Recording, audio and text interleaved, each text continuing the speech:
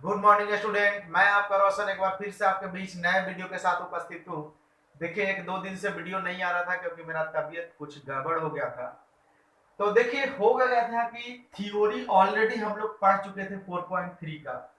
तो 4.3 में अब हम लोग को लेसन देखना है कि लेसन का क्वेश्चन कैसे बनेगा। क्वेश्चन याद रखिए, सारा क्वेश्चन प्रूफ करने वाला है, पहला नंबर से लेकर के आखिरी नंबर तक का क्वेश्चन। अब आपको क्या करना है कि ध्यान से जो भी रूल्स हम लोग पढ़े हैं, 3-4 रूल्स, उसको यहां पर अप्लाई करना है और उसको अप्लाई करके इसको प्रूफ करके यहां जीरो लाना है। और आपको क्वेश्चन में दिया हुआ भी है कि आयु के गुण धर्म का उपयोग करके प्रूफ करिए, सिद्ध कीजिए। तो देखिए, हम लोग यहाँ पर यही काम करेंगे। पहला क्वेश्चन है जो कि बोर्ड परीक्षा में 5 बार पूछ चुका, इसलिए इसको वीवीआई के श्रेणी में रखा जाएगा। बहुत सारा क्वेश्चन है इसमें मिलेगा जो वीवीआई लिखा जाएगा। आपको कहता है इतना बराबर जीरो प्रूफ करके लाओ। तो सबसे पहले तो आराम से हम लोग चलेंगे एलएचएस डिटर्मिनांट को, सारणिक को हम लोग डेल्टा से भी सूचित करते हैं। देखिए, इसको डेल्टा पढ़ेंगे, त्रिभुज नहीं पढ़िएगा, डेल्टा क्या पढ़ेंगे हम लोग, डेल्टा। तो दिया हुआ है कि डिटर्मिनांट डेल्टा, डिटर्मिनांट एक ही होगा इसके लिए। दिया हुआ है हमारा X Y Z A B C, X plus A Y plus B और जेड प्लस सी। अब हम लोग को पता है कि अगर कोई भी दूगो रो या दूगो कॉलम आपस में बराबर होता है तो पूरा डिटर्मिनेंट का वैल्यू जीरो होता है। आप पढ़े होंगे पीछे, याद कीजिए, रिकॉल कीजिए थोड़ा सा आप लोग। आप ऐसा पढ़े होंगे कि अगर ऐसे आ जाए कहीं पर कि 3 5 7, 3 5 7 2 4 6, तो यहां देख लीजिए, ये आपका C1 है, ये क्या है आपका C2 है। तो दूगो कॉलम बराबर होता है तो पूरा डिटर्मिनेंट का वैल्यू क्या हो जाता है, जीरो हो जाता है। ये सब हम लोग पढ़ चुके हैं। और सेम प्रोसेस अगर यही चीज कॉलम के साथ अप्लाई हो, रफ फिगर अभी है, अगर ऐसे कहीं आ जाए कि एक्स वाई जेड 2 3 4, तो इसका भी वैल्यू जीरो हो जाएगा। क्योंकि देख लीजिए यहां पर ये R1 है, ये R2 है, R1 और R2 दोनों आपस में क्या है, बराबर है। तो कोई भी दूगो रो या कोई भी दूगो कॉलम आपस में अगर बराबर होता है तो पूरा का पूरा डिटर्मिनेंट यानी सारणिक का जो मान होता है वो शून्य के बराबर हो जाता है। तो यहां पर हम लोग को कह रहा है कि इतना बराबर जीरो प्रूफ करके लाइए। यहां देख रहे हैं तो कोई चीज बराबर है नहीं, अगर बराबर नहीं है तो बराबर लाने का प्रयास करेंगे। उसके लिए आप जोड़ भी सकते हैं और साथ साथ घटा भी सकते हैं। तो जरा देखिए, तो ये जो है ये हमारा C1 है, ध्यान दीजिएगा, ये क्या है, C1।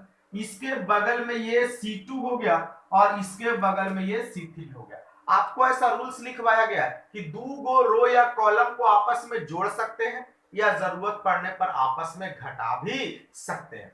तो यहां पर हम क्या करते हैं कि घटाने का काम करते हैं। किसमें, C3 में क्या करते हैं, C2 को घटा देते हैं। तो C3 इंटरचेंज, इंटरचेंज का मतलब जिसको बदल रहे हैं। यहां पर किसको हम लोग चेंज कर रहे हैं, C3 को। कैसे चेंज कर रहे हैं भाई, तो C3 में हम किसको घटा रहे हैं, C2 को घटा रहे हैं। यानी C3 में C2 को घटा रहे हैं, इंटरचेंज कर रहे हैं, किसको बदल रहे हैं, C3 को। कैसे बदल रहे हैं, तो C3 में C2 को घटा करके बदल रहे हैं। तो अब देखिए, यहां पर हम लोग घटाने का काम करेंगे इसमें। तो एक्स वाई जेड ये आपका C1 है, C1 में कुछ नहीं होने वाला है। इसके बाद ए बी सी ये आपका C2 है, C2 को भी कुछ नहीं कर रहे हैं क्योंकि सिर्फ हमको बदलना किसको, यहाँ पर C3 को। यहाँ पर जो हम आप लोग लिखेंगे अपने मन से उसी रो या कॉलम में बदलाव करेंगे, इसके बाद और किसी को बदलने की आवश्यकता नहीं है।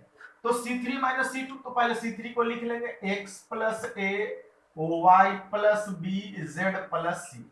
अब देखिए यहां पर C2 कितना है, ए बी सी, तो एक एक करके इसमें घटा देंगे। यानी इतना माइनस क्या हो गया, ए, तो माइनस ए।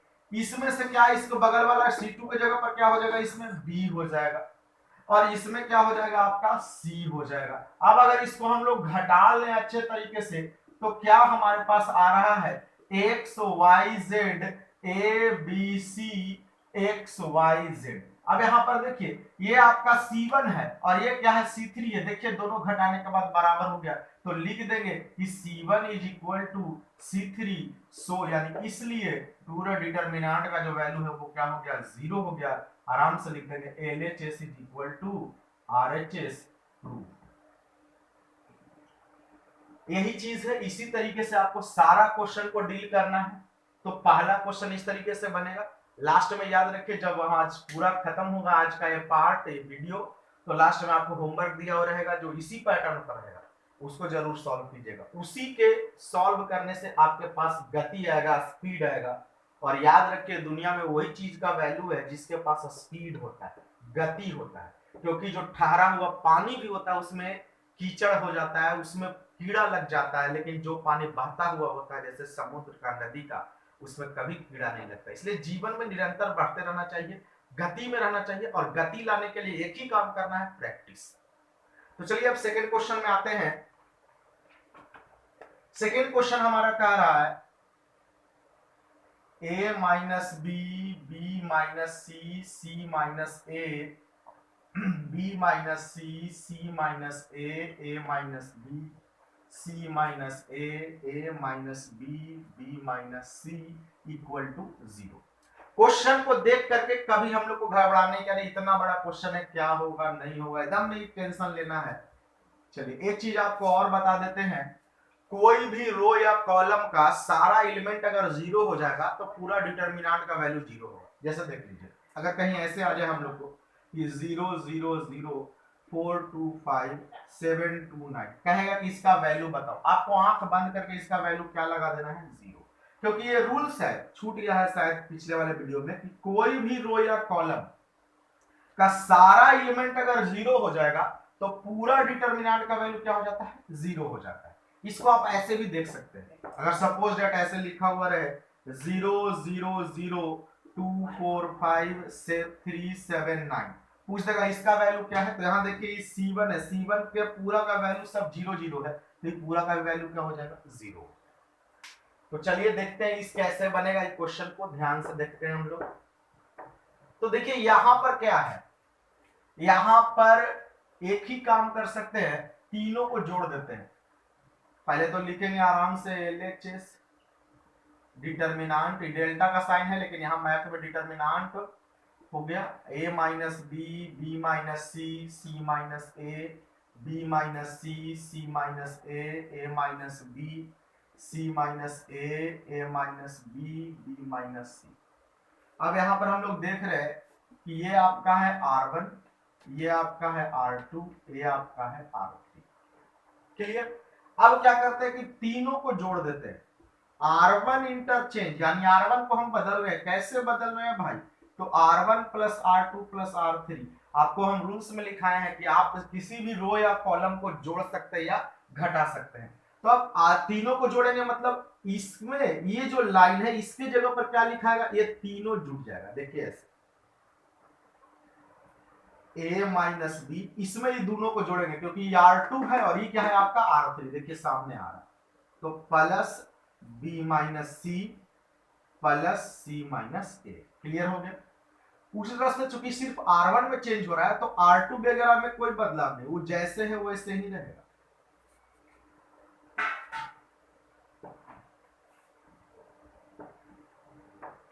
अब अगर इसमें देखेंगे तो क्या हो जाएगा, b minus c plus c minus a plus a minus b, नीचे वाला सेम वैसे ही सी माइनस ए माइनस बी, इधर क्या हो जाएगा c minus a plus a minus b plus b minus c, नीचे सेम वैसे ही ए माइनस बी और बी माइनस सी। अब देखिए इसको जोड़ने के बाद देखिए कटेगा बहुत सारा, बी से बी गया, सी से सी गया, ए से ए गया, फिर देखिए बी से बी गया, सी से सी गया, ए से ए गया, सारा कैंसिल हो जाएगा आपका। तो अब हमारे पास कैंसिल आउट होने के बाद क्या बचा, हमारे पास बच रहा है, यहां पर सब कट गया तो 0, यहां भी 0, यहां भी 0, नीचे का एलिमेंट वैसे ही रह गया, b माइनस सी, सी माइनस ए, सी माइनस ए माइनस बी, ए माइनस बी, और फिर क्या हो गया b माइनस। क्लियर। अब अभी आपको समझाया कि कोई भी डिटर्मिनेंट का रो या कॉलम अगर पूरा 0 हो रहा है तो पूरा डिटर्मिनेंट का वैल्यू क्या हो जाएगा, 0 हो जाएगा। तो लिख देंगे यहां पर R1 के सभी अवयव शून्य के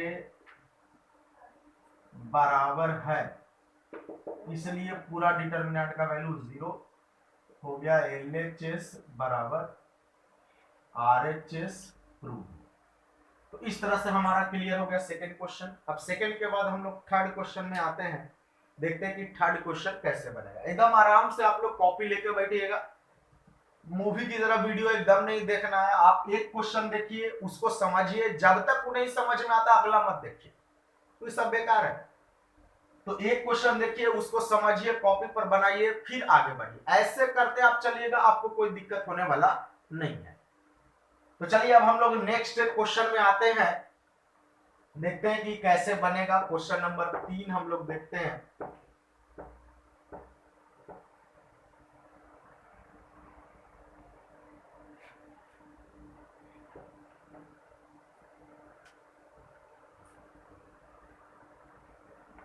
तीसरा क्वेश्चन देखिएगा।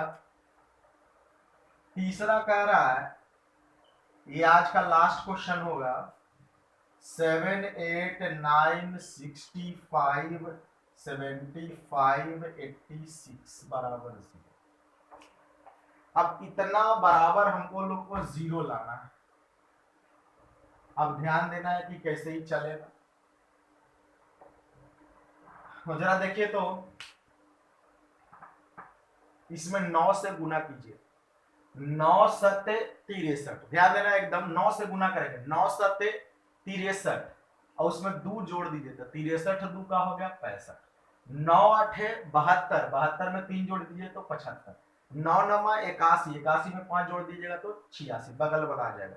यानी कि इसमें 9 से गुना करके ये है कि आपका, ये आपका हो गया C1, ये आपका C2 और ये आपका क्या हो गया C3। यानी C2 में 9 से गुना करके अगर C1 जोड़ देंगे तो ये टोटल आ जाएगा हमारा। तो आराम से चलेंगे। सॉल्यूशन पहले LHS लिख लेंगे, क्या है 2 3 5 7 8 9 65 75 86। अब इसमें हम लोग क्या चेंजिंग कर रहे हैं, तो C2 इंटरचेंज, C2 को बदल रहे हैं। 9 C2, C2 में कितना से गुना कर रहे हैं 9 से। अभी आपको समझेंगे कि 9 सत्ते 63 2 65, 9 नमा 9 8 72 3 75, 9 नमा 81 5 86। तो C9 C2 अब प्लस क्या हो गया आपका C1। तो ध्यान से देखिएगा, C1 में कोई चेंजिंग नहीं, तो 2 3 5 चेंजिंग कहां होगा C2 में, जिसको बदलते हैं इंटरचेंज करते हैं उसी में चेंजिंग होता है। तो 9 C2 यानी 9 गुना C2 की जगह पर कितना हो गया 7, अब प्लस C1। तो देखिए इसमें तो 9 से गुना हो गया, प्लस C1, C1 कितना यहाँ पर 2 है तो प्लस 2, फिर क्या हो गया 9 गुना कितना हो गया आपका 8, अब प्लस C1, तो यहाँ C1 कितना हो गया 3, 9 गुना 9 प्लस C1, C1 कितना हो गया 5, बगल वाला जैसे वैसे ही छोड़े। अब अगर इसको गुना करते हैं तो क्या हो गया 2 3 5, यहां देखिए 9 सत्ते 63, 63 में 2 जोड़ेंगे तो कितना हो गया 65, 9 8 72 में 3 जोड़ेंगे तो 75, 9 नमा 81 5 क्या हो गया 86। अब बगल वाला तो वैसे ही है 65 75 86। अब हम लोग देख रहे हैं कि C2 और C3 बराबर है, तो लिख देंगे कि C2 बराबर C3, इसलिए पूरा डिटर्मिनेंट का वैल्यू 0 हो गया आपका। LHS इज इक्वल टू क्या हो गया RHS। तो इस तरीके से क्वेश्चन चलेगा। अब इसी के पैटर्न पर आप लोग को यहाँ पर होमवर्क दे रहे हैं, आराम से क्या कीजिएगा कि घर पर होमवर्क क्लियर कर लेना है। तो होमवर्क पर ध्यान दीजिए थोड़ा।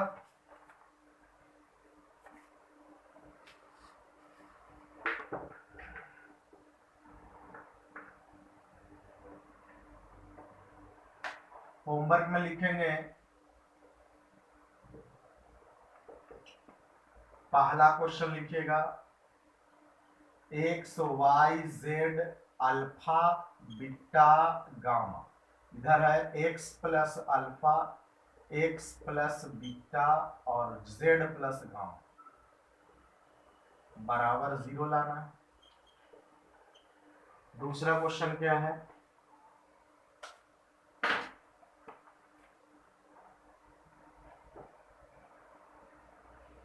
ए B C R S T, इधर हो गया आपका A plus R B plus A C plus T बराबर क्या लाना है 0। तीसरा M N P A B C M plus A N plus B P plus सी बराबर क्या लाना है 0।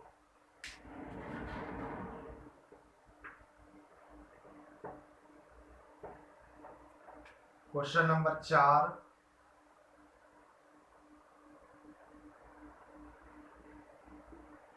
x minus Y, Y minus Z और z minus x.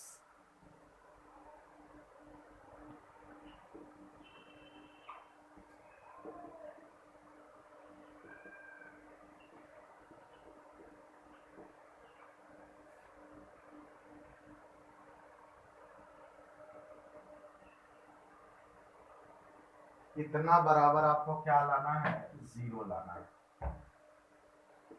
Question number 5 लिखिएगा,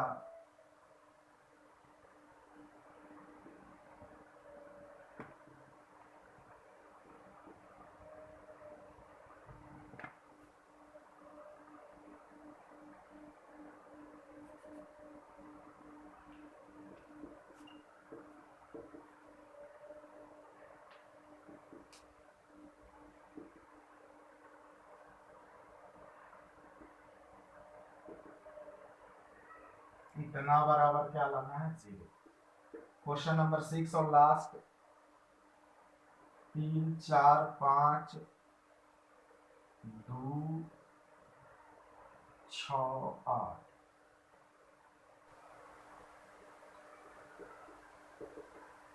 चलिए ये 6 क्वेश्चन है। एक और लिख लीजिए 7 नंबर,